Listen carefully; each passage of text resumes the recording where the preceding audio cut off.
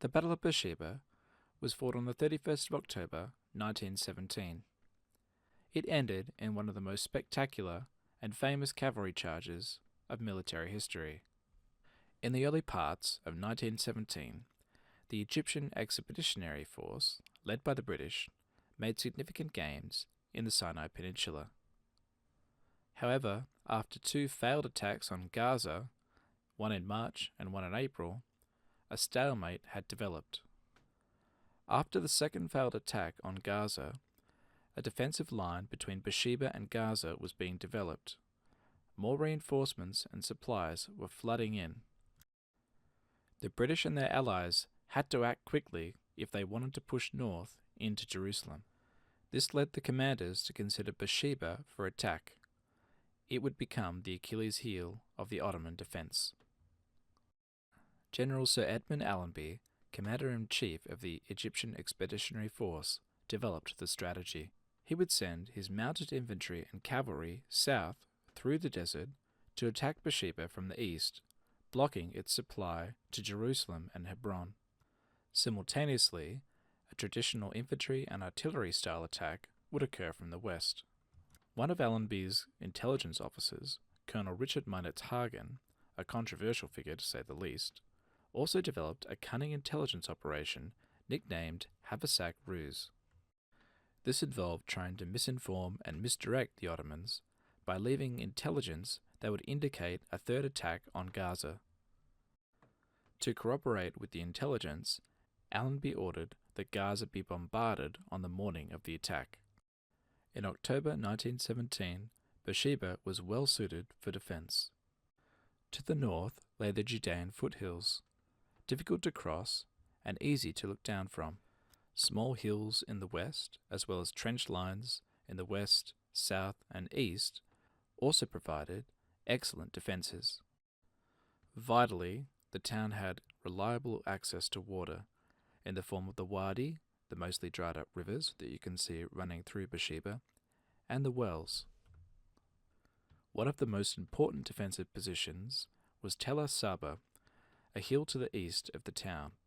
It had commanding views over open plains to the south, east and north. The Ottomans developed an extensive trench line and placed machine guns and artillery on top the hill. Although Beersheba was very well suited to defence, it was facing an extremely large force in the form of two corps, the 20th Corps and the Desert Mountain Corps. The 20th Corps consisted of the 10th Division, the 53rd Division, the 60th Division, and the 74th Division. In total, this accounted for 12 infantry brigades and 3 artillery brigades. In the Desert Mountain Corps was the Anzac Mounted Division, the Australian Mounted Division, and the Yeomanry Mounted Division, as well as reserve brigades. This amounted to 5 mounted infantry brigades, 3 artillery brigades, 5 cavalry brigades, and even 1 camel brigade. The Ottomans were defending Beersheba with the 3rd Corps, consisting of the 27th Division, with only 2 regiments, the 3rd Cavalry Division, also with only 2 regiments, as well as the 16th and 24th Divisions, each only having 1 regiment each. Altogether, this made 4 infantry regiments and 2 cavalry regiments. However, the Ottomans did have some field guns and were supported by several German Taubes during the battle. Let's now compare the two sides. The British and Commonwealth forces outnumbered the Ottomans and Germans by more than 10 to 1 when it came to rifles. They also had almost 3 times as many machine guns, and their artillery was massively superior. The British also had the advantage of surprise and mobility. The Ottomans and Germans didn't expect an attack to come from the east. However, the Ottomans and Germans did have air support, and in fact, air superiority. They had well-developed trench lines and very good fields of fire over open ground. They also had access to the crucial water supplies in Beersheba. The existence of these water supplies would in fact form part of the reasoning for the famous charge of the Australian Light Horsemen. The Desert Mountain Corps will march through the night through the south and towards the east of Beersheba to attack it from the east. Meanwhile, the 20th Corps will attack from the west. We now find ourselves at the beginning of the battle on the morning of the 31st of October 1917. The Ottoman forces are largely consisted of local farmers and tribesmen. They are not experienced infantry, but they do know the land and they are passionate about defending it. Commanding the Ottoman force is Ismet Bey. He is positioned 2 regiments to the west in the trenches, 1 to the south, his cavalry to the north, just inside town, and other units within the town, and especially to the southeast. At 0500, most of the Anzacs are in position to the south and east of Beersheba. So too are the 20th Corps, ready to attack. At 0555, the 20th Corps artillery starts firing a continuous bombardment on the western Turkish trenches.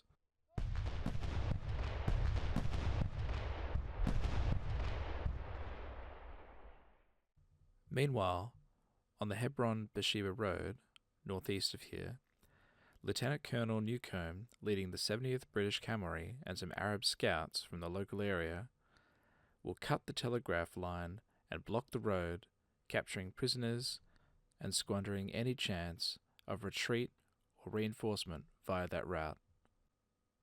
As the sun rises and scouts report enemy cavalry and mounted infantry to the east, the Ottoman commander will move units into position on Tel el Saba and to the southeast in the trenches. These men in the trenches will be commanded by German officers. At 0700, the 20th Corps artillery ceases fire for 45 minutes to allow dust to settle and for them to relocate their targets. The wire does not appear well cut. Meanwhile, in the south, the 8th Light Horse Regiment and the 7th Cavalry Battalion will scout the southern trenches and redoubt, finding heavy resistance and a high enemy activity. At 0820, infantry from the 20th Corps move up to the western trench line. The artillery barrage increases in intensity. As the artillery barrage finishes, the British infantry advance. The 231st and the 181st Infantry Battalions find themselves pinned under heavy machine gun fire and cannot advance to the trenches. Other battalions enter the trench works with ease, capturing prisoners and guns. Meanwhile, in the east, the Anzacs push forward. The New Zealanders push towards El Saba, and the 2nd Battalion moves to cut off the road to Hebron. In response, the Ottoman commander moves his 3rd Cavalry Division to the north to avoid encirclement and so his troops may report on the movements of the other units. The New Zealanders try to move up further to El Saba, but can't. They are stopped by machine gun fire. At 9:45, the Somerset Battery fires. It helps to suppress the machine gun fire, but the Anzac commanders realize that the New Zealanders will need help. At 10:00, they send in the 3rd Light Horse Regiment to support on the left flank. Realizing the strength of the position and its tactical importance, the 2nd Regiment is also sent in to support the 3rd on its left. In the west, the 231st finally can move into its trenches, and this means the British battery can move forward. In the east, the Inverness Battery finally comes online and launches artillery at Tel el Saba. This allows the Somerset Battery to come behind the New Zealanders and get closer for more effective firing on Tel el Saba at a later point. While this is happening, German aircraft circle overhead and drop bombs, killing many Anzacs and horses in the process. Having taken the first set of trenches, the British batteries now fire on the second, in preparation for the infantry to move up. As the 20th Corps have been moving up, the Ottomans have been retreating back into the town of Beersheba. It's around this time that the Ottoman commander receives word from his cavalry division that in fact there are multiple divisions on his east. At this point he contacts his superior, who can offer no assistance. He will have to defend Beersheba on his own. By 1300, the 20th Corps have secured its main objectives west of the town.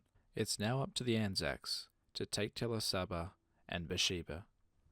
To this end, the 3rd Light Horse Brigade are ordered to support the New Zealanders, who managed to take the first foothold on Tel el Saba, and then, if all at once, Tel el Saba breaks. The Auckland Regiment has broken the line and Tel el Saba is now secured. However, pushing from Tel el Saba into Beersheba is proving difficult for the light horsemen. Also, dusk is beginning to set in. Some of the horses have been without water for more than 48 hours, and there is limited water in the wadi near the horses.